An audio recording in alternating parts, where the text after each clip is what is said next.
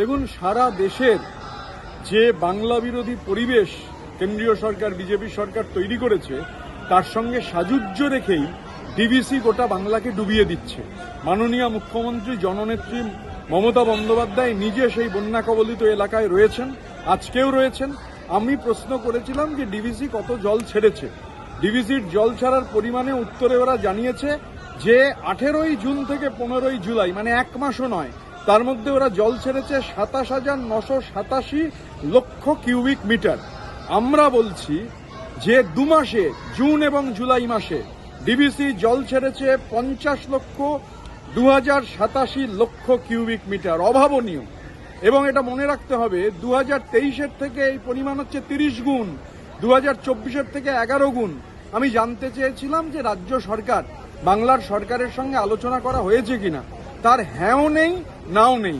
আলোচনা করেছেন, আলোচনা করলে হ্যাঁ বলুন, আলোচনা করলে না বলুন। উত্তরে রয়েছে একটা কমিটি রয়েছে। আরে কমিটি রয়েছে তো আমরাও জানি। কমিটি থাকলে কি হচ্ছে, আলোচনা হলো।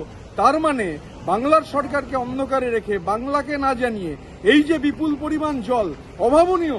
2 মাসে 50,287, যদিও জবাবে কায়দা করে মাত্র 28 দিনের হিসেব দিয়ে বলছেন 27,987, ছাড়া হয়েছে 50,287 লক্ষ কিউবিক মিটার জল।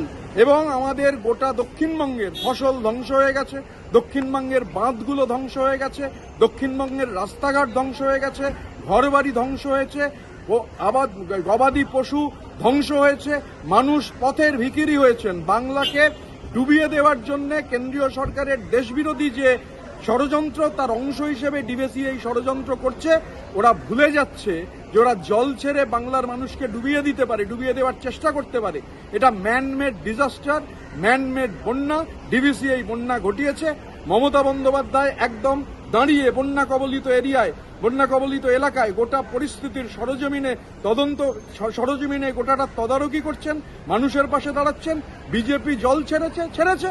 বিজেপি জল যখন ছেড়েছে ডিভিসিকে দিয়ে, 26-এ বিধানসভার নির্বাচন, বাংলার মানুষের জলের তোরে রাজনৈতিকভাবে বিজেপির সলিল সমাধি অনিবার্য।